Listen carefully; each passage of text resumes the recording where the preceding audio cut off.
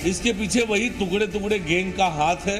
अब ये टुकड़े टुकड़े गैंग का क्या हश्र हो रहा है, पूरा देश और दुनिया देख रहा है।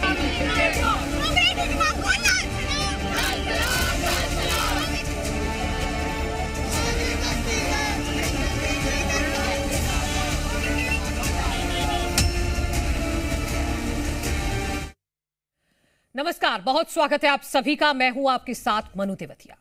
हिडवा गैंग के नक्सली दिल्ली में कल मारे गए नक्सली कमांडर हिडवा के समर्थन में नारेबाजी देखने को मिली, जिसमें बिरसा मुंडा और हिडवा को बराबर बताया गया। जेएनयू के छात्रों पर हिडवा के समर्थन में नारेबाजी का आरोप लगा है।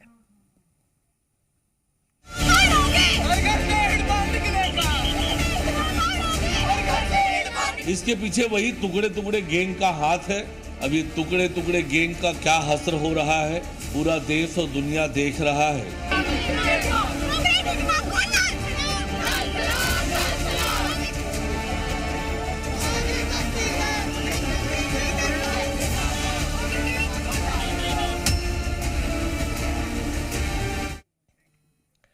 दिल्ली प्रदूषण के खिलाफ हो रहे इस प्रोटेस्ट में हिडवा के समर्थन में नारेबाजी कैसे हो गई?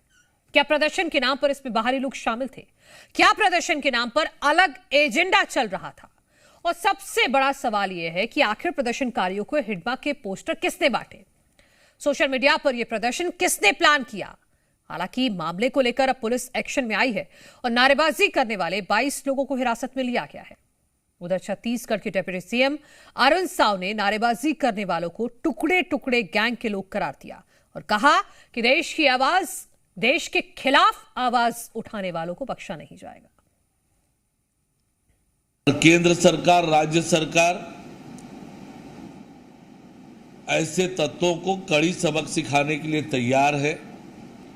देश के खिलाफ बोलने वाले, देश के खिलाफ हथियार उठाने वाले ये किसी भी कीमत पर बख्शे नहीं जाएंगे। उन पर मजबूत और ठोस कार्रवाइयां होगी। इसके पीछे वही टुकड़े टुकड़े गैंग का हाथ है। अब ये टुकड़े टुकड़े गैंग का क्या हश्र हो रहा है, पूरा देश और दुनिया देख रहा है और इसलिए इनके मंसूबे कभी कामयाब नहीं होंगे। मैंने वीडियो देखा है, वो छोटे बच्चे हैं और किसी तरीके से वो विभिन्न भावों से भरे हुए हैं जो अनुकूल नहीं है। और उनमें वो जो कह रहे हैं कि जनताना सरकार के माध्यम से सस्टेनेबल खेतियां होती हैं और उसमें एक बार आकर के देख लें भाई। एक बार 25 साल के बस्तर के उस नौजवान से मिल लें जिसने पहली बार 25 साल के बाद टीवी देखा होगा। आप दिल्ली में बैठकर इस तरह की बात करके बरगला नहीं सकते किसी को। और बच्चों के संदर्भ में मैं सिर्फ इतना ही कहूँगा कि वो कम उम्र के हैं, उचित भाव के साथ समाज और देश के लिए बोलना अच्छी बात है, प्रश्न करना अच्छी बात है, उसमें कहीं कोई संशय नहीं। लेकिन आप उचित चीजों को जानें और उसके बाद कहें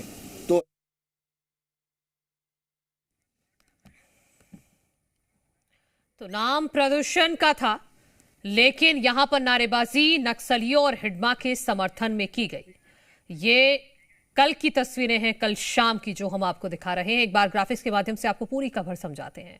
दिल्ली में प्रदूषण को लेकर दरअसल कल प्रदर्शन हो रहा था। प्रदर्शन में नक्सली हिडवा के नारे लगे। हिडवा कुख्यात नक्सली था जो मारा जा चुका है। प्रदर्शनकारियों ने रोड को ब्लॉक किया, पुलिसकर्मियों पर पेपर स्प्रे और धक्का मुक्की की। प्रदूषण को लेकर प्रदर्शन की अनुमति थी। नक्सली का पोस्टर दिखाना नियम का उल्लंघन माना गया और इसी के तहत नारेबाजी करने वाले 22 लोगों को गिरफ्तार किया गया। तो ये पूरी खबर है। और अब इस पूरे प्रदर्शन के बाद जो सवाल उठ रहे हैं वो हम आपको बता रहे हैं कि क्या प्रदर्शन के नाम पर बाहरी लोग इसमें शामिल थे। प्रदर्शन में हिडवा की नारेबाजी आखिर क्यों की गई, इसकी भी जांच हो रही है कि क्या कोई संगठित ग्रुप था जो यहां पर किसी मकसद के साथ पहुंचा था, और क्या प्रदर्शन के नाम पर यहां पर अलग से ही कोई एजेंडा चलाया जा रहा था। और इसके अलावा सवाल यह भी है कि आखिर सोशल मीडिया पर यह प्रदर्शन किसने प्लान किया और किस मकसद से किया। ये कुछ सवाल हैं जो इस प्रदर्शन के बाद उठ रहे हैं। अब आपको कुख्यात हिडमा की क्राइम कुंडली भी बता देते हैं। 2010 में ताड़मेटला 76 सीआरपीएफ जवान शहीद हुए। इसका पूरा प्लान हिडमा ने किया था। 2013 में झीरम घाटी हमला, पूर्व मंत्री समेत 30 की मौत हो गई। 2014 में सुकमा हमला, 15 जवान शहीद हो गए। 2017 में बुरकापाल हमला, 25 सीआरपीएफ जवान शहीद हुए थे। 2021 में बीजापुर हमला, जिसमें 22 जवान शहीद हुए थे। 1 करोड़ का इस पर इनाम था। 26 से ज्यादा घातक हमले हिडमा ने किए थे और उस नक्सली का समर्थन कल यूथ संगठन के लोगों की तरफ से किया गया, जो यूथ थे उनकी तरफ से किया गया, माफ कीजिए, जो लेफ्ट जेएनयू के छात्र थे। प्रदूषण के नाम पर परमिशन लेकर वहां पहुंचे थे प्रदर्शन करने के लिए, लेकिन प्रदूषण की आड़ में वहां पर हिडमा का समर्थन किया गया। नारेबाजी हिडमा के समर्थन में की गई और यह कहा कि कितने हिडमा मारोगे, हर घर से हिडमा निकलेगा। और इसी पर चर्चा करने के लिए हमारे साथ इस वक्त सत्यप्रकाश जी जुड़ गए हैं, कांग्रेस प्रवक्ता। आपका बहुत बहुत स्वागत है। सुरेश महापात्र जी भी जुड़ेंगे, वरिष्ठ पत्रकार। लेकिन पहले मैं आपके पास आना चाहूंगी सत्यप्रकाश जी। 1 करोड़ का जिस हिडमा पर इनाम था, 26 से ज्यादा घातक हमले जिसने किए, उसके समर्थन में इंडिया गेट पर नारेबाजी, वो भी प्रदूषण की आड़ में, क्यों? देखिए मालूम जी, ये जो घटना घटी है इंडिया गेट पे, ये बहुत ही दुखद है कि जो हमारे देश के लोकतंत्र में विश्वास करता है, जो हमारे देश के संविधान में विश्वास करता है, जो हमारे कानून में विश्वास करता है, सरकार पर विश्वास करता है, वो इस तरह की चीजें नहीं कर सकते, पहली बात। और हम भी एक राजनीतिक दल होने के नाते कांग्रेस पार्टी की तरफ से, या मैं व्यक्तिगत तौर पर अगर बात करूं, इसका खंडन करते, उसकी निंदा करते, और सरकार का दायित्व बनता है कि इन पे कड़ी से कड़ी कार्रवाई होनी चाहिए। ये जो हुआ है बहुत गलत है। कोई खास तौर से मैं कांग्रेस पार्टी की बात करूं, हमने ये दंश झेला है। वो व्यक्ति जो इंडिया गेट पे जितने भी तमाम युवा है, वो हम प्रदर्शन भले कर रहे हैं, उनको बस्तर आके देखना चाहिए कि कैसे 1.5 दशक से ज्यादा से वहां के आदिवासी से त्रस्त है, वहां के लोग इससे परेशान है, किस तरह से वहां पे विकास नहीं पहुंच पा रहा था। तो ये तमाम चीज वो नहीं जानते हैं। वो सिर्फ और सिर्फ एक अपना, या तो मैं बोलना चाहूंगा कोई एजेंडा है या कोई प्रचार है, ऐसा कुछ है, वो पुलिस की जांच का विषय है। मगर मैं कांग्रेस पार्टी की बात करूं, हमने झेला है, हम समझते हैं दर्द को। हमने महेंद्र कर्मा जी को खोया है, हमने नंद कुमार पटेल जी को खोया है, दिनेश पटेल जी, तमाम ऐसे कार्यकर्ताओं को हमने खोया है। तो हम वो दर्द झेलते हैं। और सीधा से बात यही है कि सरकार कड़ी से कड़ी कार्रवाई करे, कानून के दायरे में जो कार्य होनी चाहिए उनको सजा देना चाहिए, न्याय में पेश करना चाहिए। कांग्रेस पार्टी भी इसकी निंदा करती है। ठीक है, और बाकी मेहमान अगर पीसीआर जुड़े तो आप बताइएगा। लेकिन सत्यप्रकाश जी, अगर इस तरह से एक एजेंडे के साथ, वो भी आपने देखा होगा तस्वीरों में, सारे युवा हैं वहां पर पहुंच रहे हैं, तो बड़ा सवाल यह है कि फिर इनको कौन बरकरा रहा है? परमिशन तो प्रदूषण के नाम पर विरोध की ली गई थी ना। फिर वहां जाकर वो हिडमा के पोस्टर किसने खवा दिए उनके हाथों में? किसने कह दिया कि हर घर से हिडमा निकलेगा, जितने हिडमा मारोगे? देखिए मालूम जी, जैसे मैंने पहले कहा, हमारी पार्टी बोल रही है कि जांच का विषय, हाँ ये भी जांच का विषय है कि ये कोई अचानक से चीजें नहीं हो सकती। ये आपने अच्छी बात बोली कि कोई ना कोई इसके पीछे है, कोई ना कोई उनको उसका है पोस्टर लेके पहले गया है। कुछ तो ऐसी चीजें हुई है, क्योंकि अचानक से ऐसे नहीं हो सकती कि आपको अचानक से पोस्टर छप जाएंगे, अचानक से पोस्टर निकल आएंगे इतने सारे। तो तमाम चीजें कहीं ना कहीं पहले प्लान की हुई है, पहले कुछ प्लानिंग की होगी कि हमको इस तरह से जाना है, इस तरह से करना है। तो तमाम विषय पुलिस की जांच का विषय है। हम तो बस यही बोल रहे हैं कि पुलिस इस पर जांच करे, और युवा वहां तक पहुंचे कैसे, किस तरह से पोस्टर छपे, किस तरह छपाए, तमाम जो चीजें होनी चाहिए जांच के बिंदु जो है, वो जांच करे और इस पर कार्रवाई करे। क्योंकि ये एक दिन की बात नहीं है। इसमें मैं तो बोलूंगा कहीं ना कहीं पुलिस को ये भी जांच करना चाहिए कहाँ चूक हो गई। क्योंकि अगर इतनी बड़ी, अगर कुछ आयोजन का जो युवा है वो ये आयोजन करने की सोच रहे थे, इस तरह की प्लानिंग कर रहे थे, तो पुलिस को क्यों नहीं इसकी खबर मिली? पुलिस का खुफिया तंत्र क्या कर रहा था? तो पुलिस को उस पर भी जांच करना चाहिए कि क्यों नहीं पुलिस तक ये खबर पहुंची। तो ये तमाम चीजें हैं जो सरकार को देखनी चाहिए और पुलिस को जांच करनी चाहिए। और ठीक है सत्यप्रकाश जी, ठीक है, आप समर्थन नहीं करते हैं, आपका साफ कहना है कि जांच होनी चाहिए इस मामले में। सुरेश महापात्र जी भी हमारे साथ जुड़ गए हैं, वरिष्ठ पत्रकार, और के एस चौहान जी भी हमारे साथ जुड़ गए हैं भारतीय जनता पार्टी का पक्ष रखने के लिए। के एस चौहान जी, आपकी तरफ से टुकड़े टुकड़े गैंग के लोग, इन लोगों को बताया गया है जिन्होंने हिडमा के समर्थन में इंडिया गेट पर नारेबाजी की। देखिए मोहतरमा, सबसे मेन बात तो ये है कि पूरा प्रायोजक है, सभी लोग जो समर्थक हैं। क्या प्रीति मांझी ने नहीं बोला, क्या दिग्विजय सिंह ने नहीं बोला? और उसके बाद राहुल गांधी जी ने खुद नक्सलवादियों के साथ एक नक्सलवादी का एक समर्थन लेते हुए उन्होंने ये बोला था कि झीरम कांड में नक्सलवादियों का कोई हाथ नहीं है, ये बोला गया था। ये नहीं तो ये किसने प्लान किया? ऑफिशियल यहाँ प्रदूषण के नाम पर परमिशन ली गई, फिर वहां जाकर हिडमा के समर्थन में नारेबाजी की गई, बाकायदा पोस्टर के साथ, स्लोगन के साथ। तो ये प्लान किसने किया? जो इस विचारधारा के हैं, सुनिए, जो इस विचारधारा के हैं वो इसका समर्थन कर रहे हैं। जो इस विचारधारा के हैं वो सभी लोग इसमें इन्वॉल्व हैं। अभी पर्दे के सामने आप किसी और को रखेंगे, पर्दे के पीछे कौन है वो तो सभी को मालूम है, और किसके इशारों पे ये फल फूल रहा है।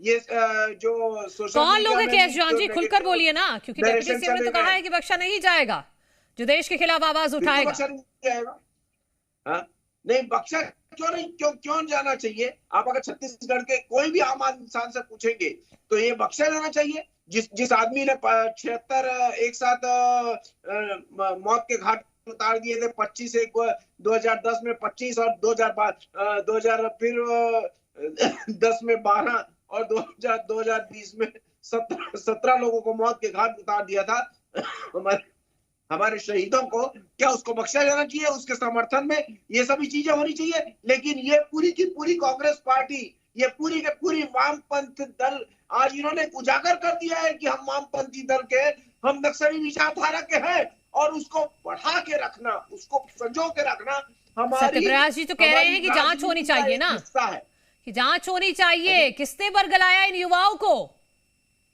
नहीं, यही तो मैं बोल रहा हूं आपको। आप देखिए, और कहीं ना कहीं ये कांग्रेसी नेता, वामपंथी दल के नेता, ये पहले से ही ये सभी चीजों में इन्वॉल्व है, और कहीं ना कहीं आपको बाद में भी दिखेगा कि कांग्रेसी नेता कैसे इन्वॉल्व है इसमें। ठीक है सत्यप्रकाश जी कुछ कहना चाह रहे हैं? ठीक है कुछ कहना चाह रहे हैं, शॉर्ट में आप जवाब दीजिएगा, फिर मैं सुरेश जी के पास जाऊंगा। नहीं, मैं बहुत दुखद है। मैं इस पे कोई राजनीतिक बात नहीं करना चाहता। अब मैं अगर शुरू कर दूं कि रमन सिंह जी के 14 जिले में क्यों पहुंचा, 3 विकासखंड में था, कौन बोलता था केपीएससी को तनख्वाह नहीं बैठ जाएगी, कौन बोलता था दिल गवारा नहीं करता, कौन किताबें छपाता था, कौन किसके खाना खाने का जाता था, इनकी सांसद की गाड़ी से नक्शे पकड़ाते थे, इनके जो कार्यकर्ता वो ट्रैक्टर सप्लाई करते थे। ये तमाम चीजें हर कोई जानता है। अरे ये अपमान सीधा से शहीदों का अपमान करते जब कांग्रेस ही नाम लेते। ये राहुल गांधी का कब राहुल गांधी ने ऐसे बोला हमने वही धिकारबाजी खोया है? आप क्या समझेगा शहीद होने का दर्जा? आप क्या समझेगा कि शहीदों को कैसे खो दिया हम लोगों ने, अपने नेताओं को कैसे खोया? आप सिर्फ राजनीति को करना चाहते हैं। ये जहां पे इनकी कमियां हो जाती उजागर, जहां पे नाकाम हो जाते हैं जहां पे नाकाम होंगे वहां कांग्रेस। अरे आपकी नाकामी है कि पुलिस को क्यों नहीं पता चला खुफिया तंत्र क्या कर रहा था, किसान राजन कैसे हो गए, इससे परमिशन दिया है तो किसने दिया है? वहां ठीक है मैं नाकामी पर भी बात करूंगी। ठीक है, एक मिनट सुरेश महापात्र जी, सुरेश ठीक है सुरेश महापात्र जी, वरिष्ठ पत्रकार, आप पूरी इस स्थिति को कैसे इसका एनालाइज करेंगे कि कौन लोग हैं जो युवाओं को भटका रहे हैं? और क्योंकि अचानक से तो कुछ भी नहीं हुआ, वहां प्रदूषण के नाम पर परमिशन ली गई, लोग इकट्ठा हुए, फिर वो पोस्टर कहां से आ गए जिन पर पहले से स्लोगन लिखे हुए थे? मतलब एक एजेंडे के साथ आप वहां गए ना?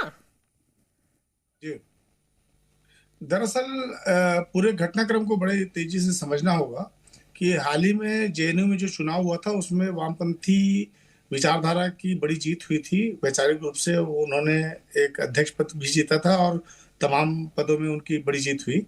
और अभी जो हिडमा की मौत के बाद एक सबसे बड़ा एलिगेशन दक्षिण भारत के उन नक्सलियों पे लग रहा है कि उन्होंने हिडमा को मरवा दिया।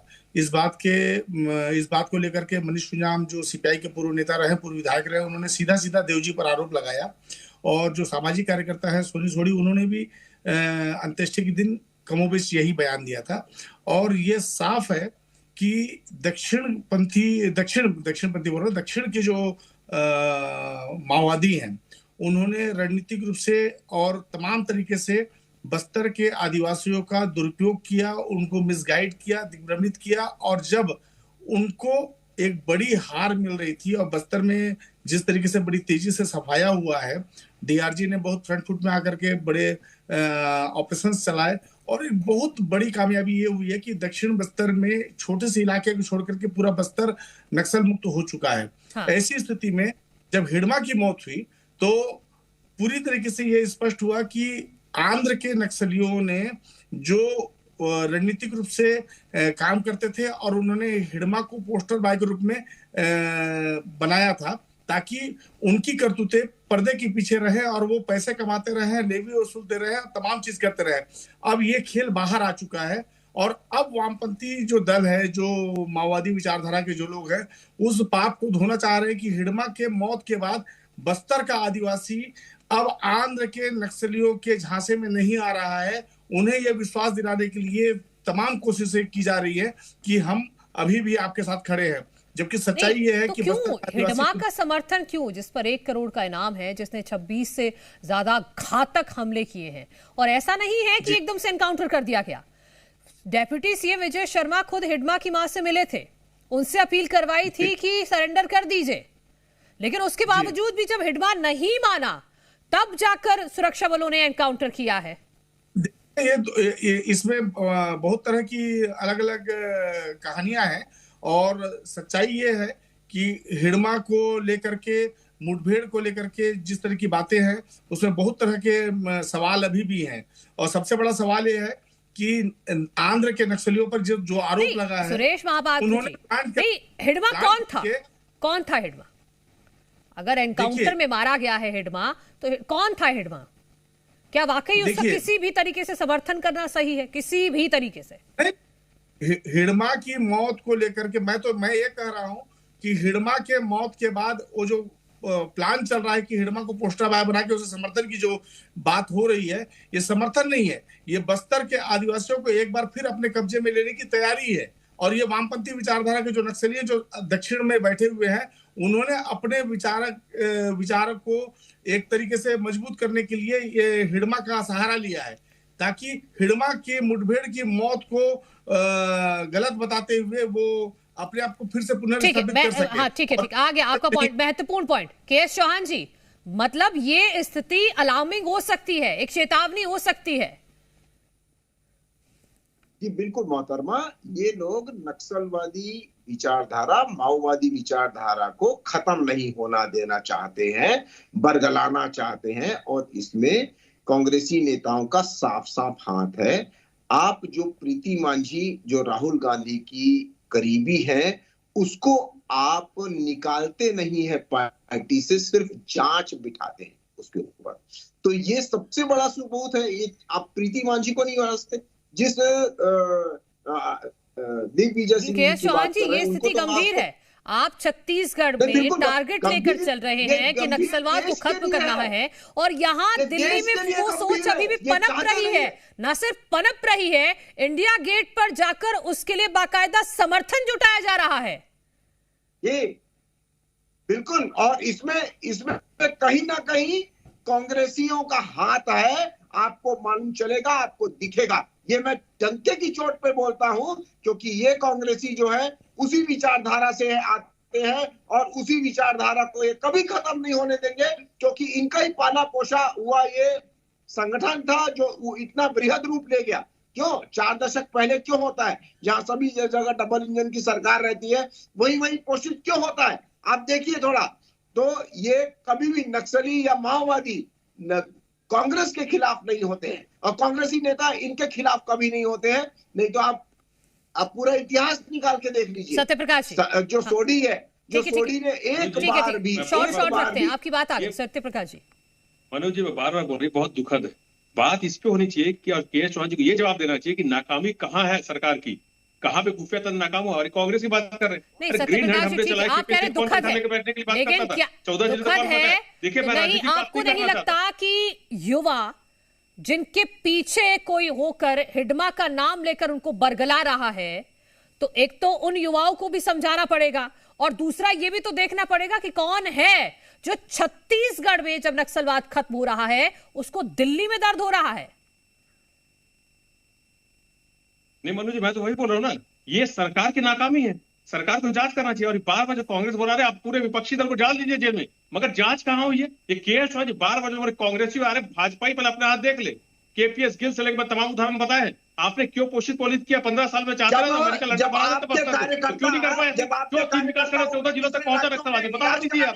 इससे मैं बोल रहा हूँ, ये भाजपा चाहते ही नहीं है, सिर्फ प्रोजेक्ट राजनीतिक मुद्दा। आप नाकाम हुए, सवाल ये उठता है, आपकी सरकार नाकाम हुई है, सवाल ये उठता है, आपका खुफिया तंत्र नाकाम हुआ, सवाल ये उठता है, जो आप उस पे देना चाहिए। आप अपनी नाकामी छुपाने के लिए कांग्रेस का नाम मत लीजिए। अरे कांग्रेस वो पार्टी है ना जिसने शहादत दी है, कांग्रेस वो पार्टी जो आजादी से लेकर आज तक नक्सलवाद के खिलाफ भी लड़ाई लड़ी है और अपनी जान दी, अपने जान गंवाए हैं।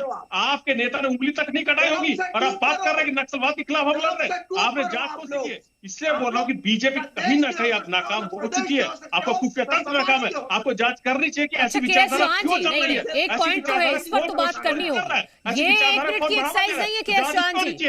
पोस्टर भी छपे हैं, उन पर स्लोगन भी लिखे गए हैं, फिर उनको लेकर इंडिया गेट भी जाया गया है, तो कहाँ चुप कहाँ हो रही है? 1 मिनट में तो कुछ भी नहीं हुआ।